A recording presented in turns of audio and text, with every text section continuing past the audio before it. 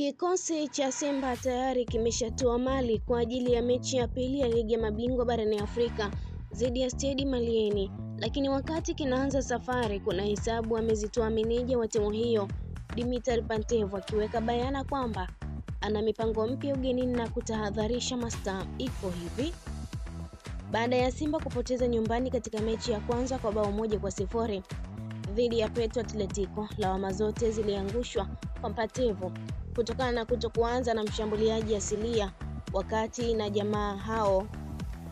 jamaa huyo amekubali, akisema pressure ni sehemu ya maisha ya ukocha na bado ana imani. Akizungumza kabla ya kuondoka nchini, Pantev alisema anajua wapi wachezaji walikosea licha ya kutengeneza nafasi, lakini amekaa nao na kuwapa akili namna ya kutengeneza utulivu na warudi kushinda mechi hiyo ya pili ya kundi D na uchezo Jumapili Stade 26 Mars jijini Bamako. Pantev alisema anaamini wachezaji wamejua wapi walikosea na wamewasoma wapinzani wao wa Jumapili, na kwamba kitu kitakachowaondolea pressure ni kushinda mechi hiyo. Tulikosa matokeo mazuri katika mechi iliyopita na inatokea kwenye soka, tulitengeneza nafasi za wazi kuliko hata hiyo moja ambayo wenzetu waliitumia.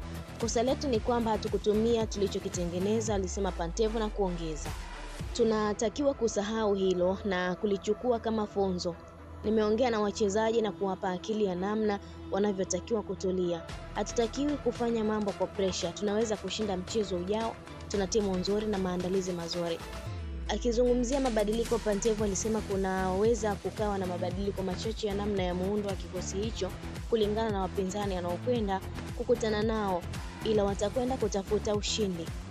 Mabadiliko yanaweza kuwapo, tunakwenda kukutana na mpinzani mgumu mwingine akiwa kwake. Sio rahisi sana kushinda ugenini, lakini tutakwenda kujaribu kufanya hivyo tena.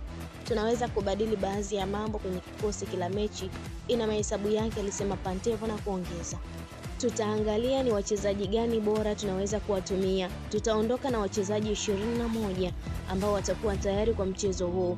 Tunaweza pia kubadilika kwa mbinu. Kitu muhimu hapa ni kutumia ubora wetu kubadilisha matokeo. Hii ni Nile TV, endelea kutufuatilia, usisahau kulike, kushare, kucomment pamoja na kusubscribe channel yetu ili uendelee kufurahia taarifa zetu mbalimbali kutokea ndani na nje ya mipaka ya Tanzania. Na mimi ni Lizwa Sport.